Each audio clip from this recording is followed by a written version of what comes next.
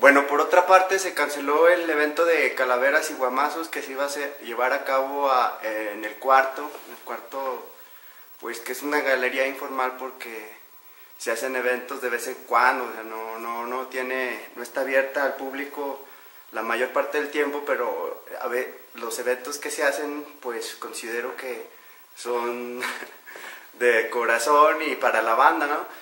Y en esta ocasión, pues alguna gente que participó en la exposición anterior que se llama Hacerse Arte o Acercarte, pues tenía la inquietud de volver a hacerla, entonces por eso se hizo, pero por falta de tiempo y falta de participación no se llevó a cabo.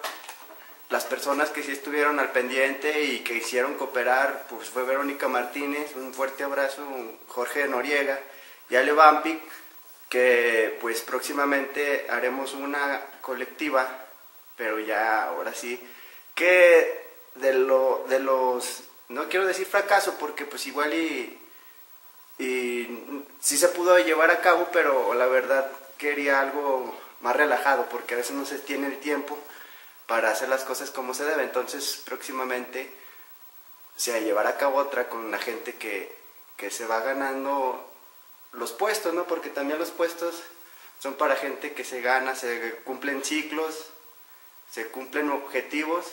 A veces porque te sale bien una cosa piensas que todo te va a salir bien y pues no es así, ¿verdad? Son lecciones de la vida y vamos aprendiendo de todo eso. ¿Y para cuándo sería entonces más o menos? Para febrero, yo creo para febrero pues vamos a hacer trabajo y ya esta vez, porque en las exposiciones abiertas también lo que está sucediendo es que ya no se pone el nombre de los participantes, no se dice, es una exposición colectiva y también se pierde un poco ya pues el título de los autores. Ya muchas veces es lo que me estaba pasando, ya no decía quién iba a participar, dije pues quien sea, ¿no? Y pues también yo creo la gente tiene su ego, pues como todo, es normal, somos seres humanos, todos queremos sobresalir o que nuestro nombre vaya sonando, entonces también se le va a poner un poquito más de cuidado en eso. También gente que dijo que iba a participar y que hasta la última es que mañana te llevo la obra y todo eso, pues se va conociendo la gente y por eso también se va evolucionando la forma de hacer las cosas. Por otro lado, pues anunciamos también que cada mes vamos a salir nosotros en un programa, en un episodio, y a mitad de mes una entrevista con alguna artista joven o reconocido. Como la vez pasada subimos una entrevista con Arturo Ramos, ahora parece que, bueno, es una sorpresa, pero un grafitero va a aparecer a mediados del mes, muy reconocido en el ámbito, y ya les estaremos anunciando. También podemos hablar un poco sobre el precio del arte, de las obras. ¿Tú qué opinas sobre los precios que se maneja en el arte en Zacatecas? Bueno, pues sí varía mucho. Por ejemplo, puedo decir cómo varía el precio, por ejemplo, de un grabado a un dibujo, ¿no? Porque un grabado se puede repetir varias veces o se puede reeditar incluso. Hay quien un grabado lo vuelve a elaborar, le pone otras cosas, no sé.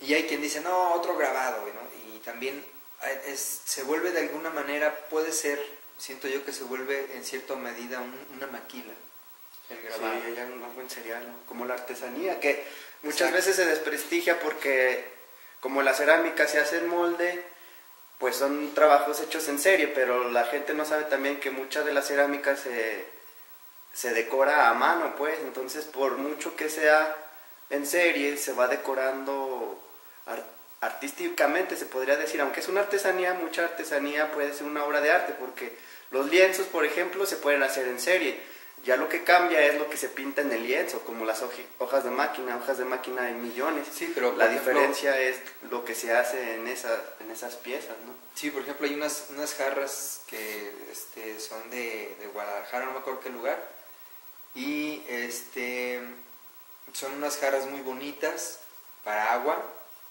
están muy bien decoradas y cuestan 80 pesos o 100 pesos y es muy barato, ¿no? Eso es un trabajo en serie, pero cuando es a mano, completamente elaborado a mano, como en el caso que digo del grabado, a veces también podemos ver un dibujo que ya no va a haber una repetición de ese dibujo, entonces el dibujo, en cierta medida pienso yo que tendría que ser más caro que un grabado, pero al contrario, el grabado se vende más caro porque es grabado.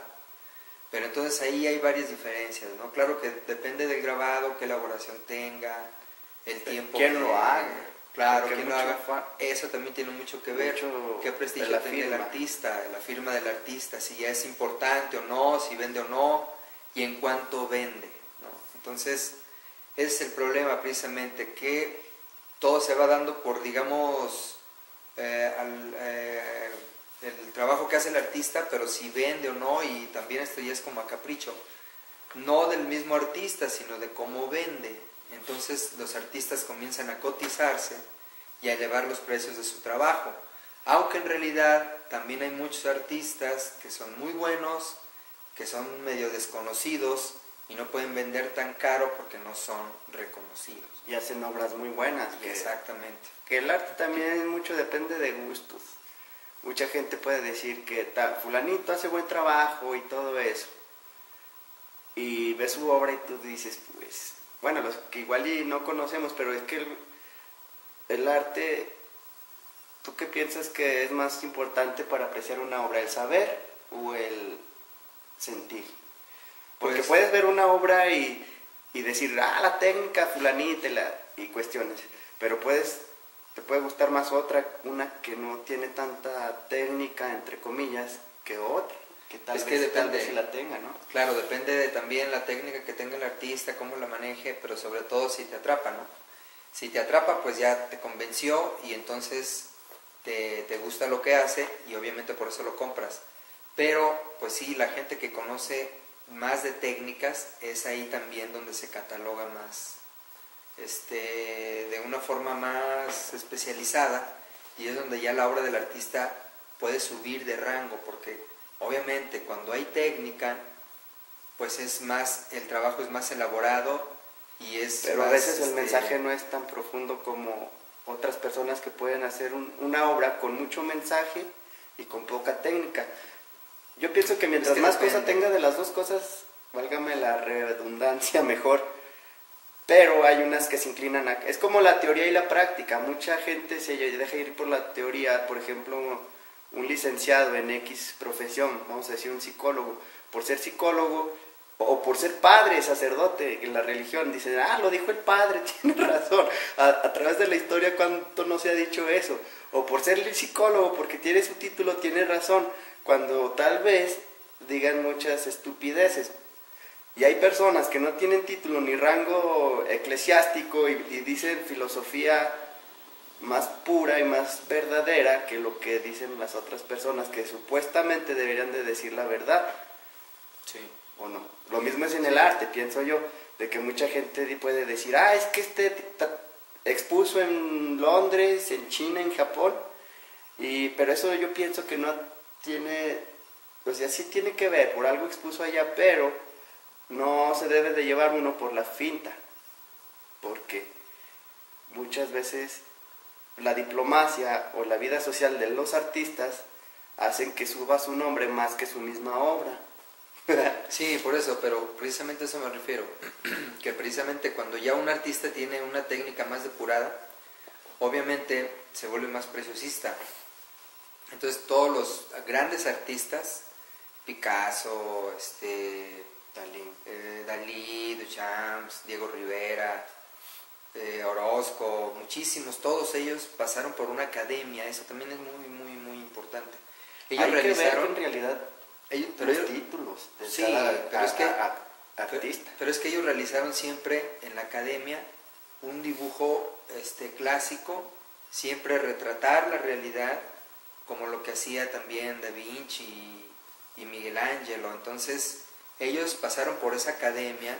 Pero por ejemplo aquí en Zacatecas, que se trata de componer, o sea, de retratar. Y ya después que aprendes a hacer eso como artista, ya puedes descomponer. Ahora ya no existe ese academicismo en muchos de los artistas. O ya igual es existe algo más. Porque simplemente en por eso Zacatecas digo, en no muchos, había en todos. no había la licenciatura en arte. Ajá. Y se acaba de abrir una licenciatura. Entonces se supone que ya va a haber más artistas ya titulados y preparados académicamente. Pues sí, pero por ejemplo, lo que hemos visto en esta nueva licenciatura es que muchos de los que estaban, y comentarios de los mismos alumnos y los profesores que yo he escuchado o me han hecho, es que precisamente muchos de los que estaban ahí talentosos ya no están, porque tal vez no soportaron ese academicismo o esa preparación, pues ahí está. Y entonces abandonan la carrera, porque sí es difícil una carrera de artes, no es nada fácil, creo que sí. Sí, claro. Hay muchas situaciones entonces donde el artista precisamente se tiene que pulir y tiene que entrar a ese convencionalismo de la técnica academicista, porque si no, entonces no está completamente preparado. Ahora también hay muchos artistas en Zacatecas que son propositivos, son autodidactas y se han preparado casi por sí mismos, o en talleres como en el Julio Ruelas, la mayoría, donde muchos de ellos tienen ese academicismo, digamos, un poco más a lo que pudieron realizar, pero sí tienen ese convencionalismo del academicismo. Y entonces se refleja y se denota en su trabajo, aunque claro, no todos, pero es por la distinta preparación que han tenido. Y algunos de ellos, aunque no hayan estado en San Carlos o en La Esmeralda o etcétera, tienen una preparación, pero porque ellos también se han desenvuelto de una manera autodidacta y porque tienen la facilidad y están muy jóvenes. Entonces eso también cuenta mucho, pero eso ya a partir de que ellos se proponen tener esa técnica o capacidad, ¿no? Sí, la verdad, para sobresalir en algo, para ser bueno en algo, hay que tener los mayor cantidad de elementos posibles para hacerlo. Que igual y mucha gente no utiliza bien esos elementos, pero no es culpa de la misma academia, como dices.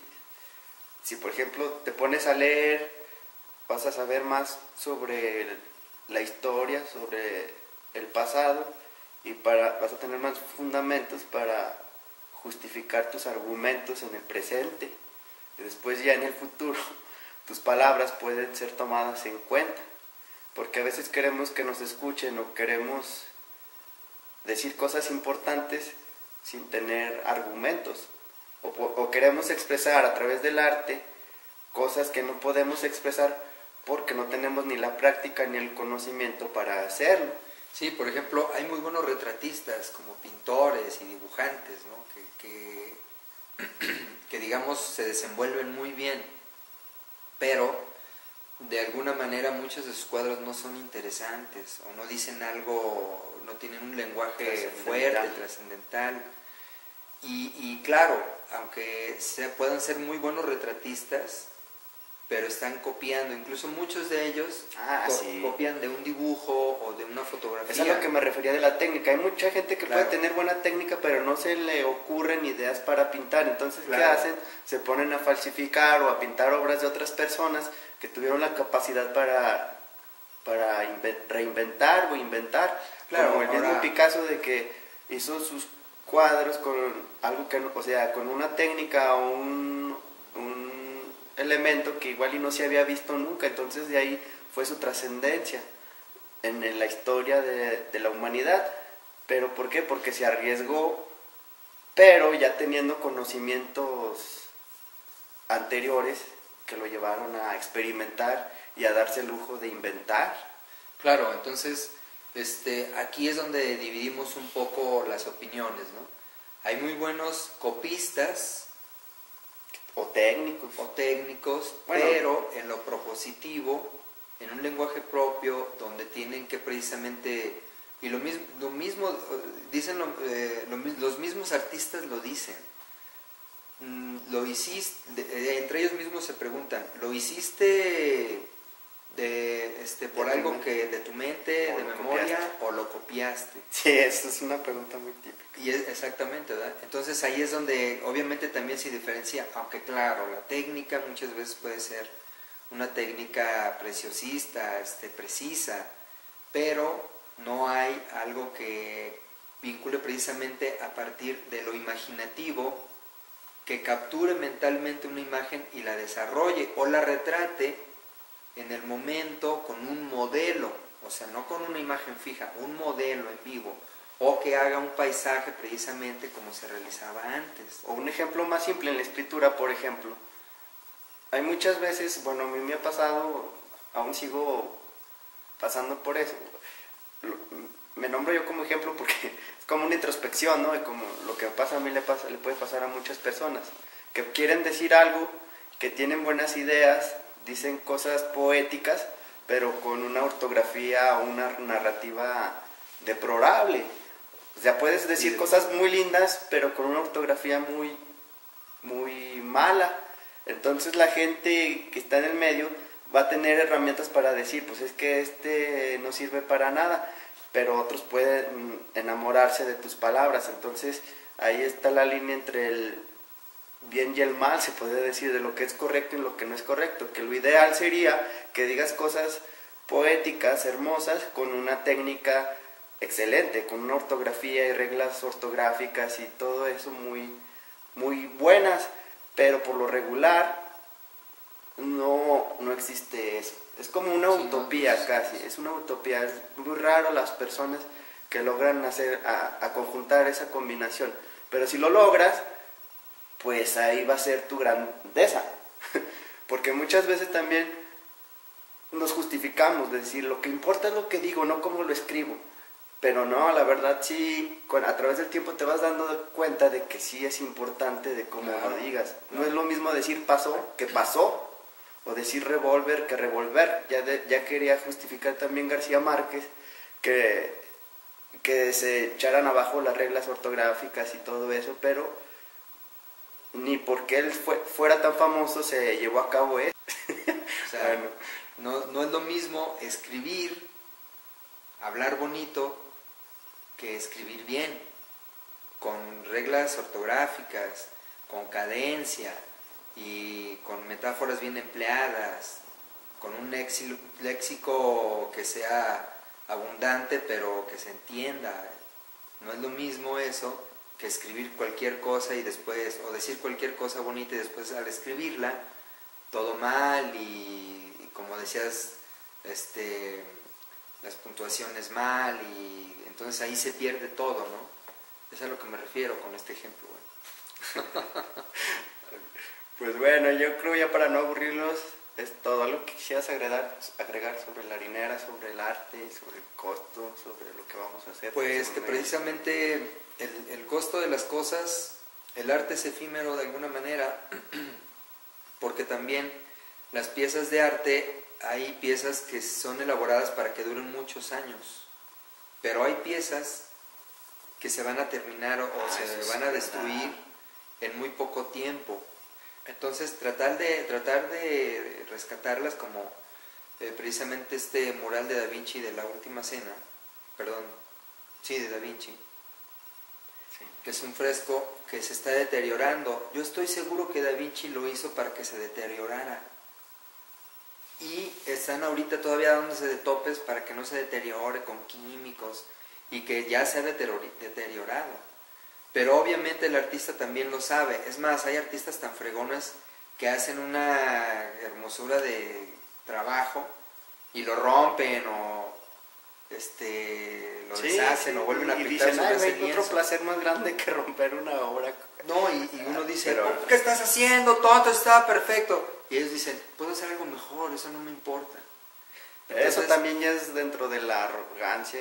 Pero pues cada quien... No, porque fíjate que es como si un mecánico dijera, lo voy a arreglar mejor, o sea, lo puedo hacer mejor, entonces lo puedo volver a comenzar. O sea, ya ellos trabajan sobre una capacidad. Pero qué necesidad de destruir una obra si la puedes hacer mejor.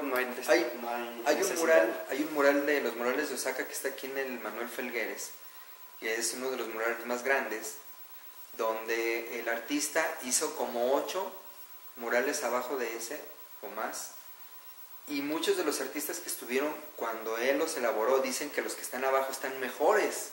Pero ya eso también. Y él trabajó tan aprisa que se aventó como 8 murales hasta que le quedó el final, el que está ahorita, vayan a verlo. Para el gusto de él. Exacto. Pero sus compañeros decían, es que los que hiciste antes están mejor, y le decían, no, puedo hacer otro mejor. Y trabajaba muy rápido. Entonces, para él, exacto. Porque dices que ellos decían que estaban mejor los que estaban abajo. Claro, y él no estaba satisfecho. ¿Qué es lo mejor o lo peor? Hasta que logró lo que quiso. Entonces ahí es donde entra lo de la calidad del trabajo del artista, si te atrapa o no, y la calidad que tiene o no. Ahí es donde también debemos ser como... Pero es cuestión de arrogancia, muy como decías. Sí, porque hasta dónde es lo bueno, o sea, de que tú hagas algo bueno para ti, claro. Pero para otras personas que contemplan tu arte y les gustan otras cosas que tú haces y que tú no quieres hacer por arrogancia, por decir, a la gente le gustó lo que yo hago, pero voy a hacer otra cosa porque se me hinchan. Ahí también sí, ya pues, hablamos de una arrogancia, que también ya cada quien eso, su personalidad. Nomás yo hacen eso porque quiero hacer énfasis quieren hacer, ¿no? Claro. De lo compartido que puede ser uno como artista. Si naces con el don y tienes la técnica, pues pienso que no estaría tan mal dar gusto al público. Que mucha gente dice, yo lo que hago lo hago porque me gusta y no para quedar bien con nadie. Y muchos de ellos, por ejemplo, yo no digo que está bien, está mal, pero pues, hazme un retrato y dicen, no, yo no hago esas cosas, yo hago lo que yo quiero.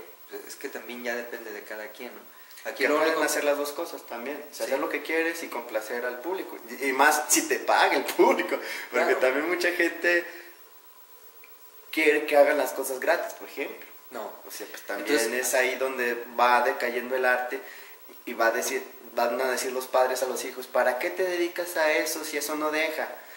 Y ya es cuando se va desmoralizando la cuestión de la profesión del arte.